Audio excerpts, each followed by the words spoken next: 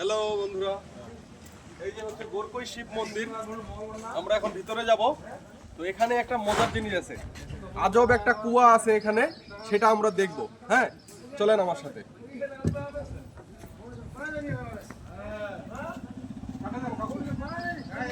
তো দর্শকবৃন্দ, এই যে আপনারা মন্দিরটা দেখতে পাচ্ছেন, এটা হচ্ছে টাইলস করা হয়েছে নতুন ভাবে। টাইলসের নিচে অনেক কারুকার্য আছে, এখনো অনেক কারুকার্য এখানে মন্দিরে আছে। এবং এখানে হচ্ছে 5টা মন্দির। হ্যাঁ, এটা হচ্ছে একটা হল রুম। এই যে দেখতে পাচ্ছেন আপনারা মন্দিরগুলো, দেখেন দেখেন দেখেন একটু মন্দিরগুলো। ওইটাতে এখনো টাইলস নিচেরটা করা হয়নি, কিন্তু বাকি যতগুলো মন্দির আছে দেখেন দেখেন প্রতিটা মন্দিরে দেখেন। হ্যাঁ, এই মন্দিরগুলোতে এখনো অনেক কারুকার্য ভিতরে আছে। তো আমরা দেখবো আস্তে আস্তে কারুকার্যগুলো দেখবো, কারুকার্যগুলোতে কি কি লেখা আছে এবং কি কি করা আছে এবং কি জন্য এই জায়গাটা গুরুত্বপূর্ণ খুবই, সেটা নিয়ে আমরা আলোচনা করব। প্রথমে কুয়াটা দেখাই। এখানে একটা খুবই মজার কুয়া আছে, যেটা হচ্ছে একদম কোষ্টি পাথরের তৈরি। আপনারা কোষ্টি পাথর দেখতে পাচ্ছেন, এখানে অনেক টুকরো টুকরো কোষ্টি পাথর আছে। কিন্তু এখানে আসলে এই মাটির নিচে এখনো কোষ্টি পাথরের অনেক কিছু আছে।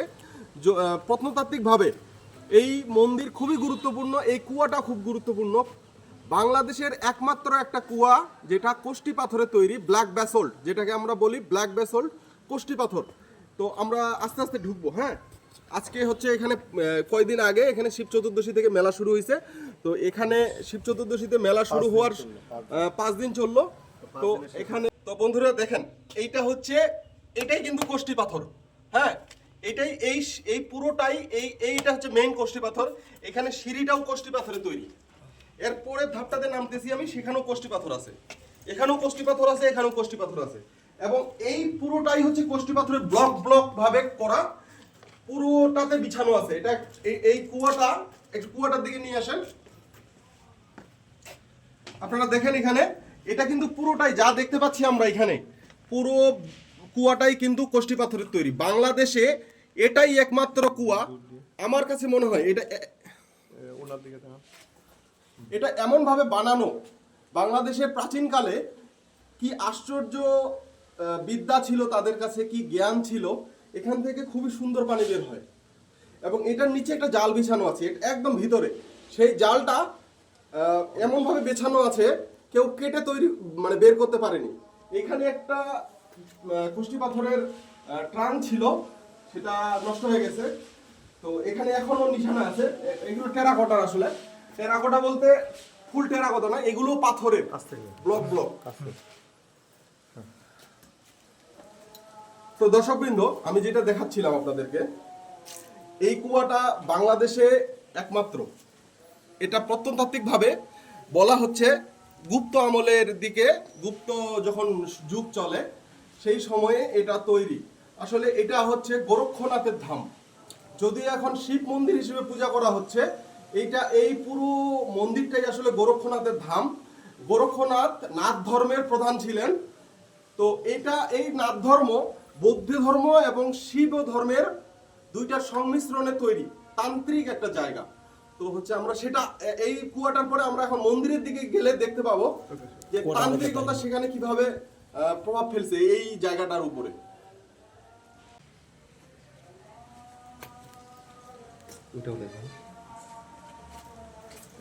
তারপরে এই পাশে সিঁড়িগুলো দেখাতে পারেন আপনি, দেখান একটু।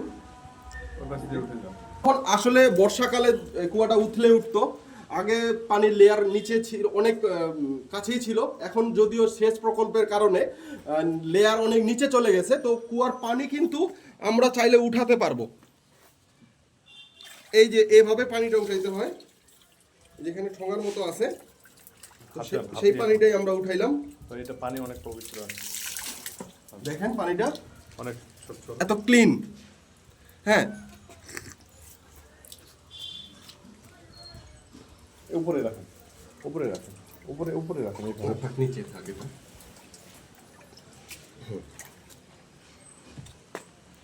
এই যে নেটটা ঠেকে গেল, ভিতরে একটা নেট আছে। এই কুয়া মাটি দিয়ে বন্ধ করলেও পানি নামানো যাবে না, কারণ এখানে একটা নেট আছে। কোনো কিছু যদি আপনি ফেলেন সেটা আটকে যাবে, এটা আবার পরিষ্কার করে নিয়ে আসা যায়। এটাই হচ্ছে এই কুয়ার ম্যাজিক।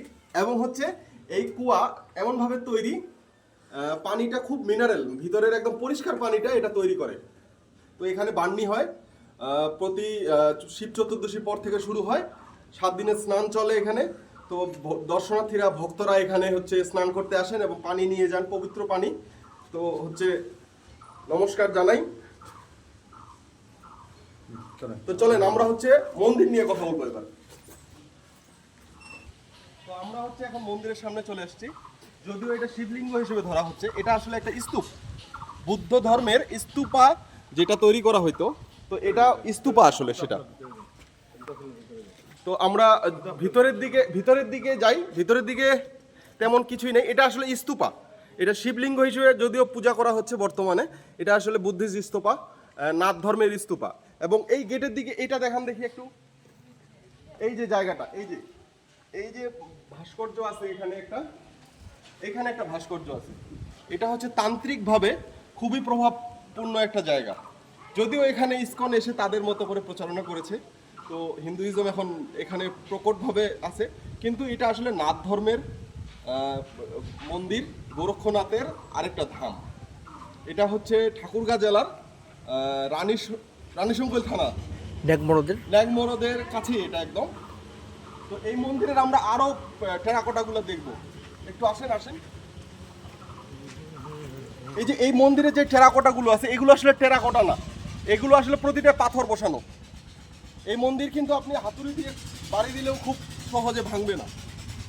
এই পাশের গুলো দেখেন,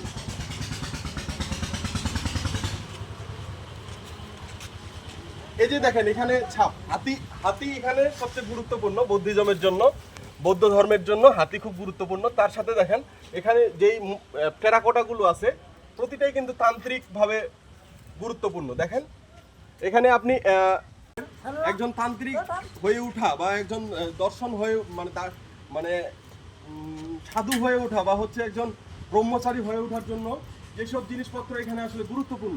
এখানে আপনি যে টেরাকোটাগুলো দেখান তো, দেখেন এখানে হচ্ছে আমরা কামশাস্ত্রের বিভিন্ন টেরাকোটা দেখতে পাচ্ছি, এগুলো আসলে পাথরেরই টেরাকোটা।